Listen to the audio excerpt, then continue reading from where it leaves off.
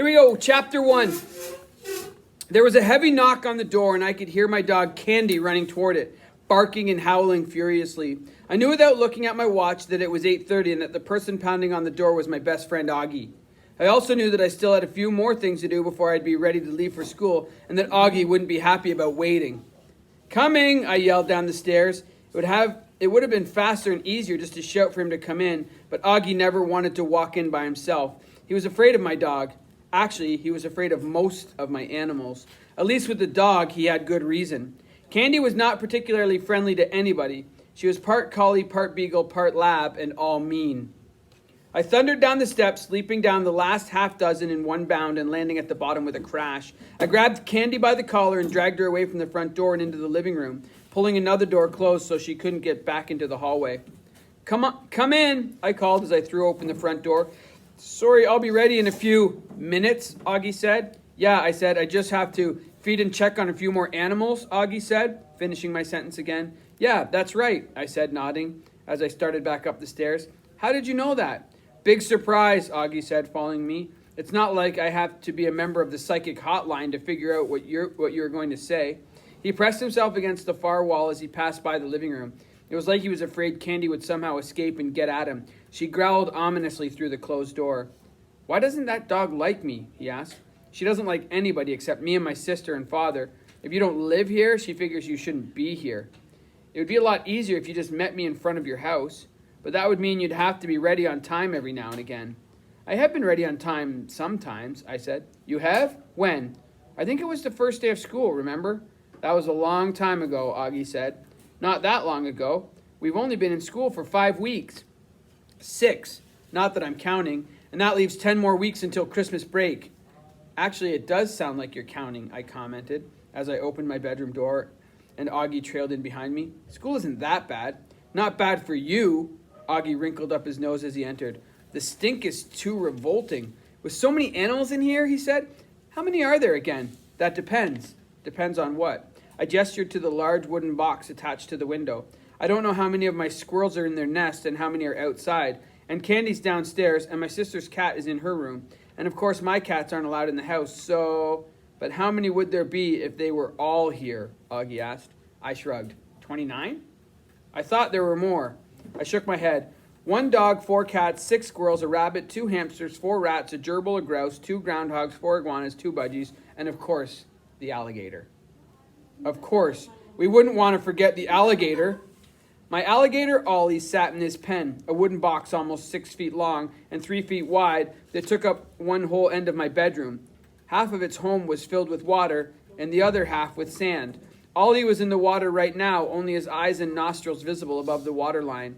He wasn't really even an alligator. He was a caiman, the South American cousin of the alligator. But when I said I had a caiman, people never knew what I was talking about. There really isn't much difference between the two in terms of appearance. You'd have to be an expert to tell them apart. The major difference is in the way they act. While nobody would ever call an alligator friendly, caiman tend to be downright nasty. I read somewhere that they are one of the few creatures in the world that kill for fun. Even if they aren't hungry, they just kill things. That sounds awful, but of course, one of the other animals that kills for no reason is humans. Augie stared at Ollie from across the room. It was the one animal I had that made him even more nervous than Candy. "I don't even know why you have that thing. At least the cats and squirrels are cuddly," Augie said. "That thing gives me the creeps." "There's nothing to worry about," I said. What I wouldn't confess was that Ollie was starting to make me nervous too. I didn't like to pick him up unless I had to. You have to admit that it's an interesting animal. Interesting, right. "It's interesting the way it looks at me like I'm its next meal," Augie said as he walked over and peered cautiously into Ollie's box. "Don't be silly. He's less than 3 feet long. There's no way he could eat a 14-year-old, especially one as big as you." Wait, wow, I just feel sad now. You should. Shh. "That's good to know," Augie offered as he looked down at the alligator who was looking up at him. "The worst he could do is jump up and take off a couple of fingers." Augie straightened and stuffed his hands into the pockets of his pants, his new pants. Augie always had new clothes, nice new clothes. His family owned and ran Levy's department store, and they lived above the shop, so I guess it only made sense that he was always so well dressed. I was pretty sure he wore more new clothes every month than I even owned. We're going to be late, Augie said, glancing at his watch. We can still get there on time if we boot it. I don't want to run. It gets me all sweaty. Girls don't like it if you're all sweaty. I smiled to myself as I topped up the pellets in the gerbil cage. I was shocked it had taken so long for Augie to mention girls this morning. He always talked about girls. He always thought about girls. He told me he even dreamed about them. Personally, I thought they were, I don't know, okay, but it wasn't like the way Augie thought about them, which was constantly.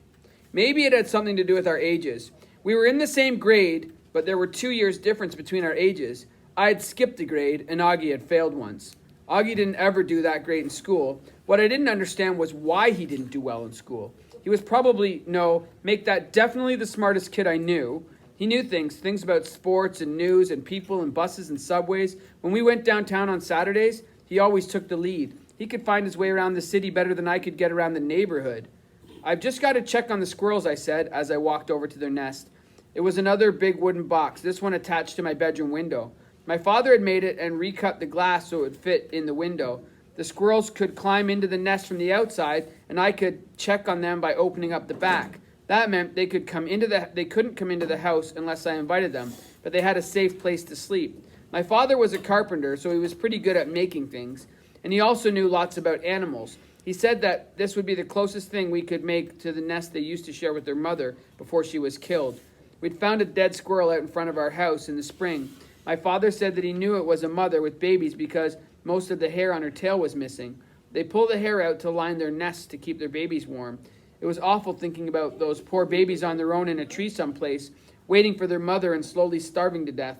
That's when my father boarded a ladder and we spent an entire day looking for the nest. He climbed up and down and I stood at the bottom holding the ladder. We finally found them, 6 tiny bundles of black fluff, all huddled together in one ball. He put them inside his coat one at a time, carried them down, and handed them to me. At first they were so little that I didn't think any of them would live, but they did. They lapped up milk and ate frosted flakes and bread and an occasional peanut and grew. They were almost big enough now to take care of themselves. I undid the latch at the back of their nest, and the panel opened to reveal balled-up blankets containing a bundle of squirrels all rolled together. One of them opened an eye, and then a second stretched, and within a few seconds, they all started to wiggle around. Here you go, guys. Breakfast in bed, I said, as I poured in a serving of cereal and dried bread.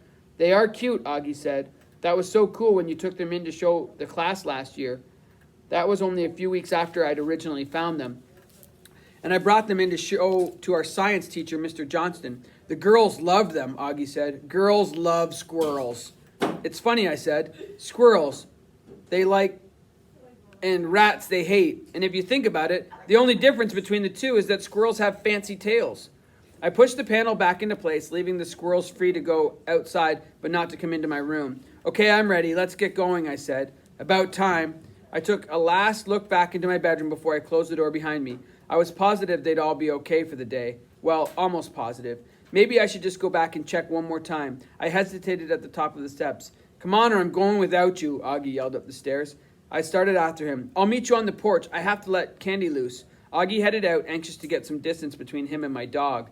As I opened the living room door, Candy scrambled past and rushed after Augie, snapping and snarling. I quickly ran into the kitchen and checked that all the stove burners were turned off and that the toaster was unplugged. Next, I stopped and made sure the back door was locked. I took my lunch off the counter, I'd made it first thing this morning, and rushed to the hall, grabbing my coat and backpack.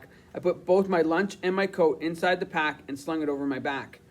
Now, was there anything else I needed to remember? Stove, toaster, taps all turned off, lunch, school stuff, key. I reached up and took hold of the chain hanging around my neck. Attached to it was the key. I need to let myself back in at the end of the day. Take care of the place, girl, I said to Candy as I reached down and gave her a final pat on the head. I clicked the lock on as I squeezed out the door.